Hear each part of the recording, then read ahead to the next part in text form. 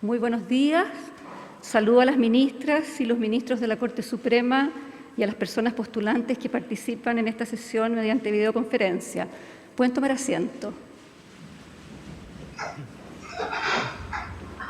Señoras y señores, según lo dispuesto en el artículo 521 del Código Orgánico de Tribunales y conforme lo establece el acuerdo de pleno de fecha 14 de abril del año 2020, esta audiencia pública en que la Corte Suprema se encuentra reunida en pleno tiene por objeto otorgar el título de abogada o abogado una vez que ustedes postulantes presten el juramento de rigor para desempeñar con lealtad y probidad la profesión. A continuación, el señor secretario del Tribunal procederá a tomar el juramento, que será recibido por las señoras y señores ministros de la Corte Suprema. Les invito a ponerse de pie. Primera Sala de la Corte Suprema. Óscar Eduardo Aguirre Droguet, Julia del Carmen Álamos Rojas, Luis Alejandro Alarcón Zapata, Rosario Alonso Montero, Gabriel Emilio Anich Sfer, Fernanda Constanza Avilés Villalobos, Felipe Andrés Berindoagui Rodríguez, Florencia Campos Thompson, Isamar Victoria Carrasco Pérez, Emerson Andrés Castro Hernández. Licenciadas y licenciados, ¿juráis desempeñar leal y honradamente la profesión de abogada o abogado? Sí. Tercera Sala de la Corte Suprema. Camilo Andrés Colipay Tapia, Paulette Coloma Sangén, Javiera Maite Cornejo Tapia, Vicente Donoso Respaldiza, Noemí Cristina Espinosa Martínez, Olga Leonor Figueroa Valdebenito, Eduardo Alejandro Gros Pacheco, Mauricio Alejandro Gutiérrez Valenzuela, Jonathan Esteban Hernández Roca. Licenciadas y licenciados, ¿juráis desempeñar leal y honradamente la profesión de abogada o abogado? Sí, juro. Salón de Honor de la Corte Suprema.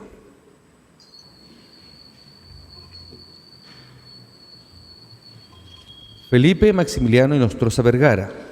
Camila Macarena Isuani Simunovich, Carolina Andrea Jorquera Rojas, María Angélica Lagos Corbalán, Gabriela Constanza Martínez Valenzuela, Joaquín Andrés Monasterio Beta, Cristian Lorenzo Novoa Ávila, Nicolás Opaso Piper, Piero Antonino Órdenes Escobar, María Ignacia Ormeño Zarralde, Viviana Alejandra Paredes Martínez, Gerardo Antonio Pérez Payacán, Marcela Alejandra Quesada Alarcón, Renata Elena Recabarren Pailamilla, Víctor Francisco Rojas González, Matías Eduardo Ruiz May, Constanza Desirec Santibáñez Orellana, Javiera Sfer Lobel, Juan Sebastián Silva Barrelet, Alberto Eduardo Valenzuela Mariángel, Eduardo Alonso Vázquez Peso, Susana Alejandra Verdejo Montoya, María Paz Nelsa Vergara Díaz, Nicole Valeria Yáñez Santi, Valentina Paz Zúñiga Obando. Licenciadas y licenciados, ¿juráis desempeñar leal y honradamente la profesión de abogada o abogado? Sí, juro. Señora Presidenta, señorías, las licenciadas y licenciados han prestado juramento. Muchas gracias, señor secretario. Licenciadas y licenciados, en virtud del juramento que han prestado y por reunir los requisitos que señala la ley, de conformidad con lo dispuesto en el artículo 522 del Código Orgánico de Tribunales, en nombre y representación de la Corte Suprema de Justicia, les declaro legalmente investidos con el título de abogadas o abogados. La Corte Suprema les felicita y les desea éxito profesional. Podemos aplaudir.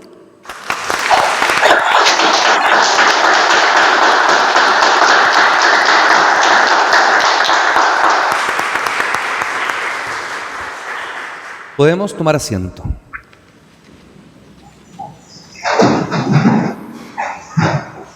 A continuación, La señora presidenta subrogante de la Corte Suprema de Justicia, Andrea Muñoz Sánchez, se dirigirá a la audiencia.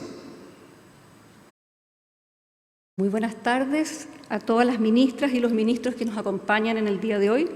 presencialmente o por vía remota. Un especial saludo a quienes han prestado juramento en esta solemne ceremonia, flamantes nuevas abogadas y nuevos abogados, familiares que siguen esta transmisión, funcionarios y funcionarias que hacen posible la realización de esta audiencia. Estoy consciente del intenso significado que este momento tiene para cada postulante como culminación de una etapa de formación e inicio de otra que les demanda nuevos desafíos y aprendizajes e impone una enorme responsabilidad, no solo como personas que defenderán derechos de terceros, sino en su condición de auxiliares de la Administración de Justicia, lo que devela que cumplen una función pública ineludible y constituyen una pieza clave para el logro de la justicia y la paz en nuestra sociedad. En este acto solemne en que la Corte Suprema, en representación del Estado, les ha conferido esta noble investidura, quisiera compartir con ustedes algunas breves reflexiones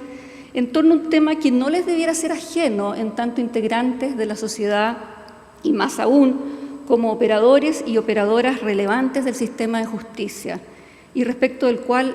se requieren nuevas miradas y fuertes compromisos de las generaciones que ustedes representan. Me refiero a la violencia de género contra las mujeres. En primer lugar, quisiera destacar que este año y el pasado han sido excepcionalmente importantes para reconocer el problema social que implica la violencia contra las mujeres, no solo por el desafío que ha significado a nivel mundial enfrentar este flagelo que se encuentra enraizado en nuestras sociedades y que hemos visto se acrecienta en situaciones de encierro como las que hemos podido soportar a consecuencia de las medidas sanitarias autoimpuestas por cada Estado, sino porque a mi juicio ha permitido visibilizarlo, ponerlo sobre la mesa como un problema social que no puede esperar y que nos urge a trabajar desde distintos ámbitos. Por supuesto, desde las políticas públicas, que interpela al Estado en múltiples facetas, como la educación temprana, pasando por la necesidad de reformas legales, por la aprobación de una ley de violencia integral, por la creación de programas de protección y acogida, hasta el trabajo con las fuerzas de orden,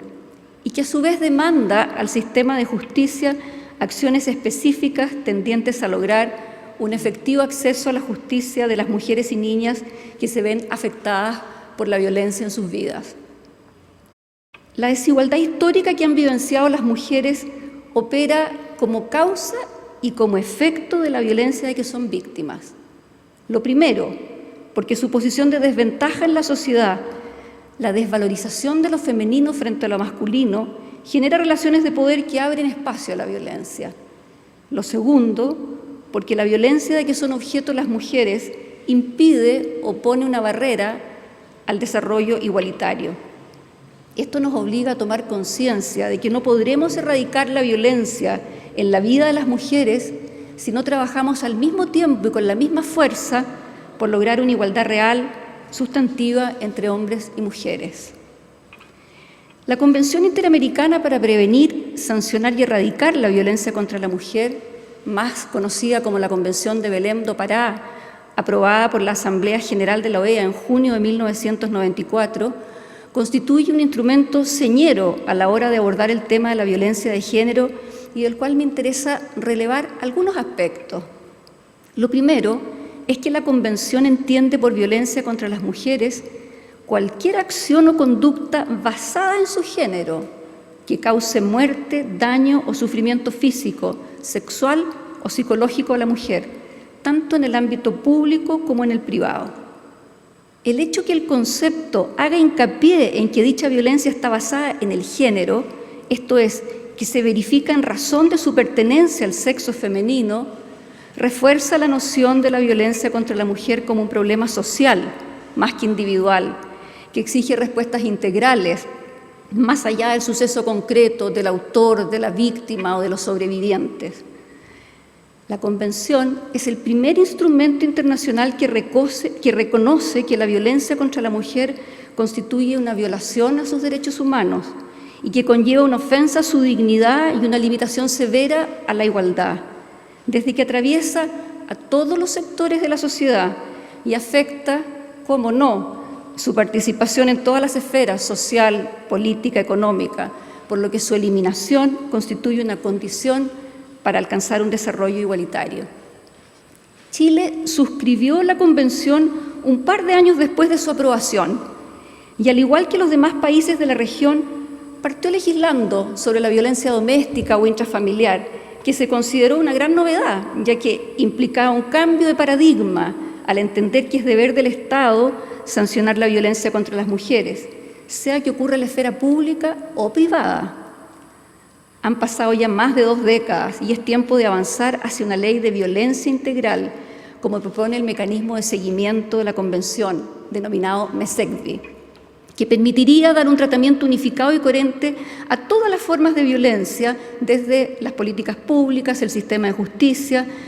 pasando por la recolección de datos e información estadística, que es un elemento indispensable para conocer los alcances del fenómeno. Algunos de esos datos, para ilustrar medianamente con cifras cuál es la realidad de la violencia en contra de las mujeres a nivel nacional, son los siguientes. Los femicidios consumados no presentan una tendencia clara, pero el promedio entre 2010 y 2020 es de 41 al año. Los femicidios frustrados, en tanto, experimentaron un alza entre el 2012 y el 2020.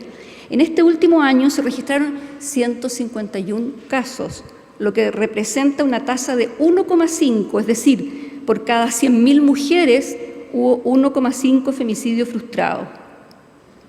En cuanto a la prevalencia de la violencia intrafamiliar en la vida de las mujeres, según la Encuesta Nacional de Victimización por Violencia Intrafamiliar y Delitos Sexuales, dada a conocer por la Subsecretaría de Prevención del Delito,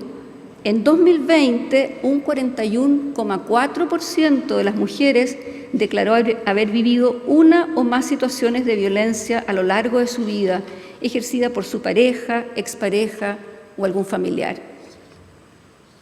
Ahora bien, más allá de las reformas o mejoras que se puedan introducir a nivel legislativo, el tema que nos debe preocupar es cómo garantizar un efectivo acceso a la justicia de las mujeres y niñas que son víctimas de violencia. El Poder Judicial, en el marco de la política de igualdad de género y no discriminación aprobada por esta Corte Suprema en febrero del 2018,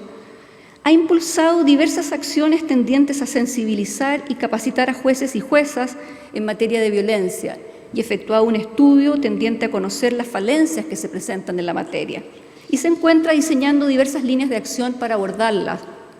como por ejemplo la elaboración de protocolos de atención para dar a conocer los derechos de las mujeres en el proceso, que implica evitar la revictimización, desde luego, implementación de mesas interinstitucionales para mejorar la coordinación con otros actores del sistema de justicia y la promoción de la unificación de pautas de riesgo, entre otros. Sin embargo, la cuestión de fondo, y es lo que yo aquí quiero plantearles, es que resulta fundamental para ejercer la profesión legal en cualquier ámbito alcanzar un mejor conocimiento del fenómeno y que aún más quienes elijan un trabajo ligado al sistema judicial requieren incorporar en todo el proceso de investigación, defensa, conocimiento, valoración de la prueba y resolución del conflicto un enfoque de género que asuma que la violencia que experimentan mujeres y niñas es un problema de derechos humanos, como nos advertía la Convención de Belém do Pará.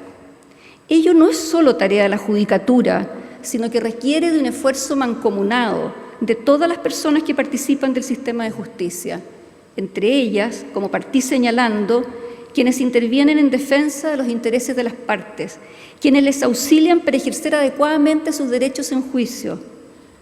La contribución del abogado o abogada litigante, sea cual fuere el lugar que ocupe dentro del proceso, es darle al caso un tratamiento exento de estereotipos y sesgos de género que encasillen a la mujer en determinados roles y que pueden aparecer tanto en la argumentación de las acciones como en la defensa, como en la prueba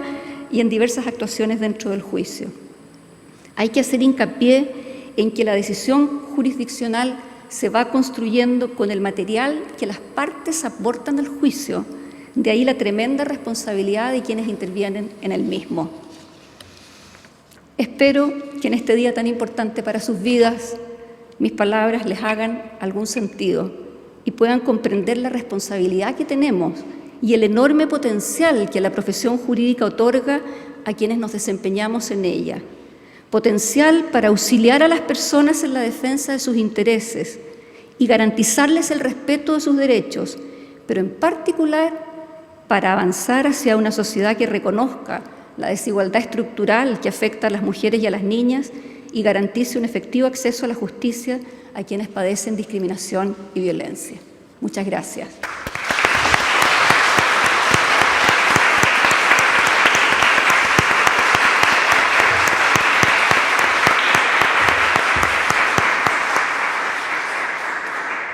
Por haberse cumplido el objetivo de esta audiencia, se levanta la sesión. Muy buenos días, felicidades de nuevo.